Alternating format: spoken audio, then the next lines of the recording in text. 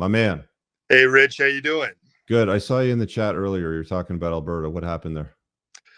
Provincial election today, so we'll see how that rolls. It's Right. Okay.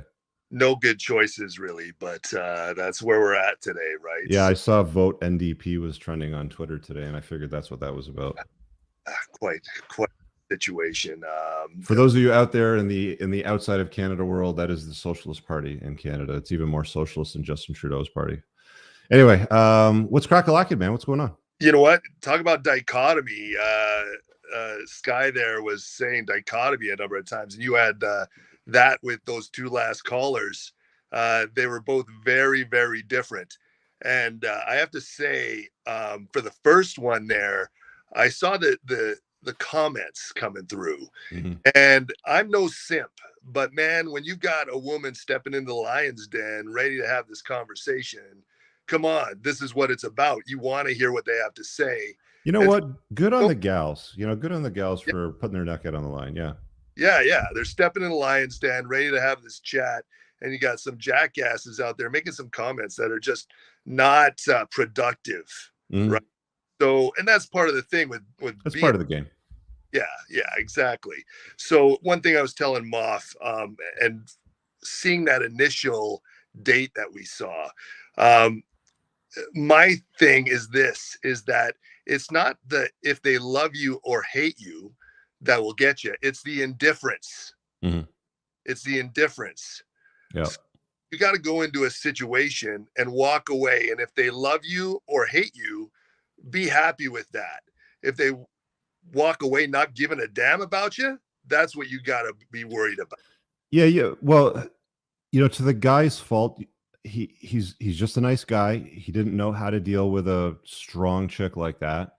And to be honest with you, if I was dating right now and I came across a woman like that, I just wouldn't have the time for it. Like I would just deal with it, have a good night. I mean, I'm not the kind of guy that would sort of walk off, but I would just deal with it. Have a good night, good conversation. Can come out of it. Who the hell knows where it goes? But like guys just can't deal with women like that for the most part. And there's a lot of them out there, right? Like the girl before Sky was, I mean, she was a tough cookie. You could tell.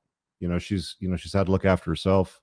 And she's got certain expectations, although I don't think that the honesty about the guy that she was looking for was clear enough. Like, okay, like how tall does he have to be? Okay, fine. Okay, how much money does he have to make? Well, it doesn't really matter. Money doesn't really matter, but money matters to women, right? Like if you're gonna have a family, you at least have to be honest about the reality of finance, right? Because you can't have a family if you don't have a guy that's financially sorted, right?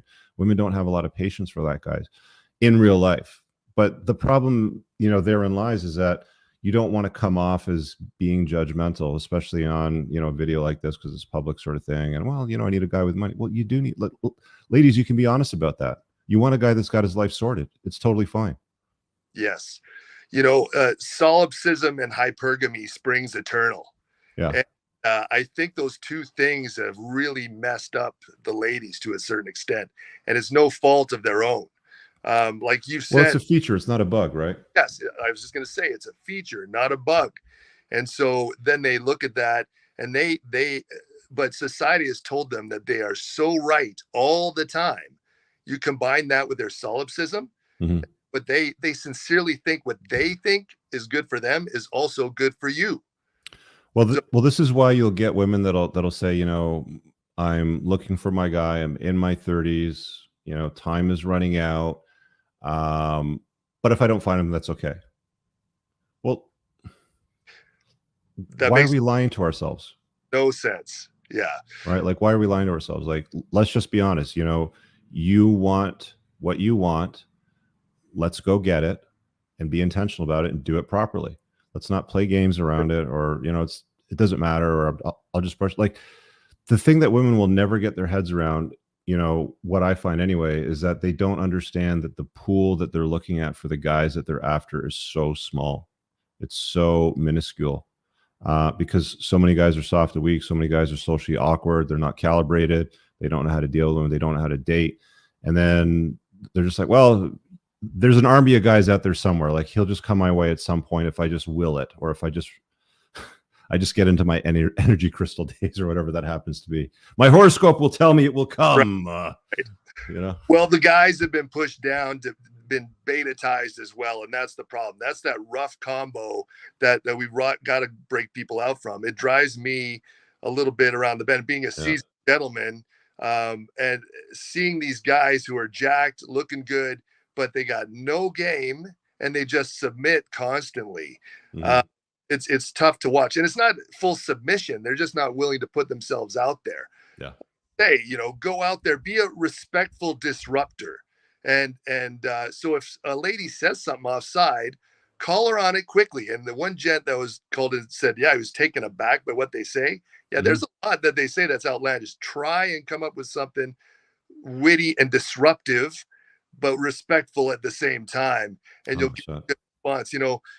It was funny. The other day, I went down to my local pub there, because gorgeous patio season now here in Calgary. Sat down next to a couple having their first, I know it was their second and a half date. I wanted to watch the basketball game, turned my back to it. I said, you mind if I sit here? He said, and jokingly he said, yeah, as long as you don't talk to us, we're on a date. So I said, all right, that's no problem. So I turned around and was watching the game, and they started talking about some pretty lascivious things. And so they could see my shoulders kind of bobbing because I was laughing at them.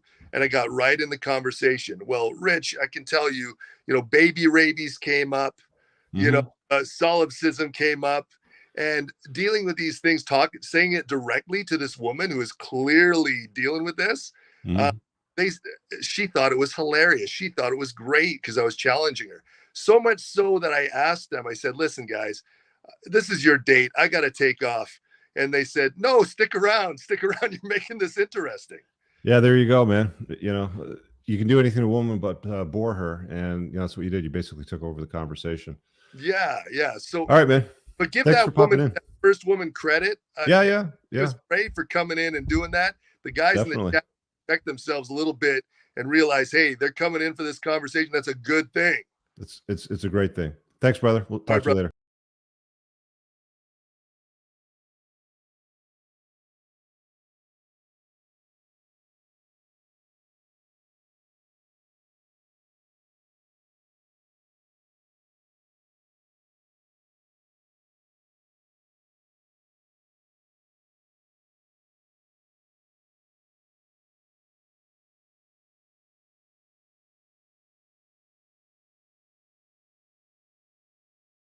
I really hope you guys enjoyed that clip. If you want to watch the full-length podcast, you can find that over here, that clip's from. If you're newer to the channel, make sure you hit subscribe over here, and pin down below in the top comment, you'll find a bunch of useful links to my website, my supplement line, books, and a bunch of other stuff. Have an amazing day. Peace out.